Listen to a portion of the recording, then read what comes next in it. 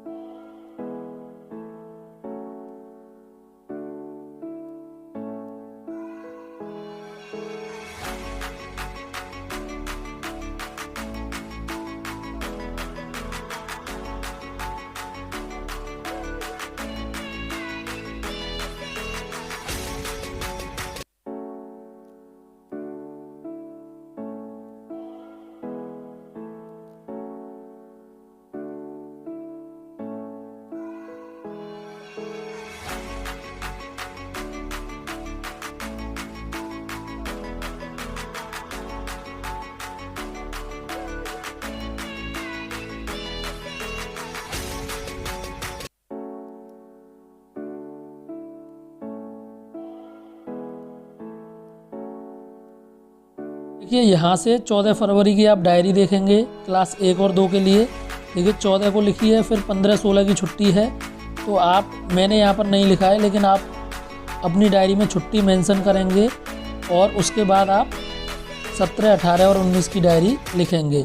देखिए 14 के बाद मैंने यहाँ पर 17 लिख दिया है सीधा, तो आप 15-16 भी लिखेंगे और जो छुट्टी हैं वो छुट्टी लिख देंगे। उसके बाद आप 17 फरवरी से शुरू करेंगे। तो आप इस तरीके से यहाँ पर क्लास 1 और 2 के लिए डायरी देख लेंगे और आगे थर्ड, फोर्थ, फिफ्थ की डायरी भी आपको मिल जाएगी। तो आप यहाँ से अपनी डायरी 19 फरवरी तक की कंप्लीट कर लेंगे। तो इस वीडियो के माध्यम से आप 17 जनवरी से लेके 19 फरवरी तक की अपनी डायरी कंप्लीट कर लेंगे।